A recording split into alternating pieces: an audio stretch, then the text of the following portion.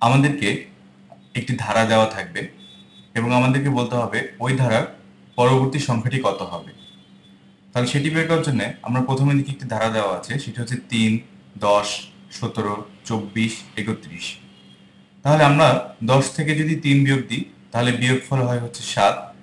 17 থেকে যদি 10 বিয়োগ দিই তাহলে বিয়োগফল হয় 7। 24 থেকে 17 বিয়োগ দিলে বিয়োগফল হয় 7। আবার 31 থেকে 24 বিয়োগ দিলেও বিয়োগফল হয় 7। তাহলে আমরা দেখি যে একটি পদের সাথে পরবর্তী পদের পার্থক্য হচ্ছে 7। তাহলে এই ধারা পরবর্তী পদটি হবে 31 যোগ হচ্ছে 7, তার মানে 38। আবার পরবর্তী একটা ধারা দেওয়া আছে, সেটি হচ্ছে 1, 4, 9, 16, 25। দেখি 1 থেকে 4 পার্থক্য হচ্ছে 3, 4 থেকে 9 পার্থক্য হচ্ছে 5, 5 থেকে 16 পার্থক্য হচ্ছে 7, 16 থেকে 25 পার্থক্য হচ্ছে 9। তাহলে এক্ষেত্রে আমরা দেখি যে প্রত্যেক ক্ষেত্রে যে পার্থক্য সেটা 2 করে বৃদ্ধি পাচ্ছে। যেমন 5 থেকে আমি যদি 3 বিয়োগ দিই তাহলে পাই হচ্ছে আমার 2।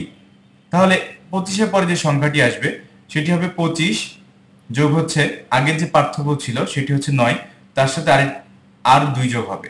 তাহলে 25 আর 9 34 আর 2 36, তার মানে এই ধারা পরবর্তী সংখ্যাটি হবে হচ্ছে 36। একইভাবে আমরা যদি পরবর্তী ধারাটা খেয়াল করি সেটা হচ্ছে 1, 5, 6, 11, 17, 28। তাহলে এই ক্ষেত্রে আমরা একটা জিনিস খেয়াল করি যে 1 এবং 5 যোগ করলে হয় হচ্ছে 6, যে 6 বসেছে হচ্ছে এখানে। আবার এই 6 এর সাথে আমি যদি 5 যোগ করি তার মানে এই 6 এবং 5 মিলে হয় হচ্ছে 11, সেটি বসেছে এখানে। তার মানে এক্ষেত্রে প্রত্যেকবার পরবর্তী সংখ্যা যেটা সেটি হচ্ছে আগের দুটি সংখ্যার যোগফল। তাহলে 17 এবং 28 এর যোগফল হচ্ছে 45।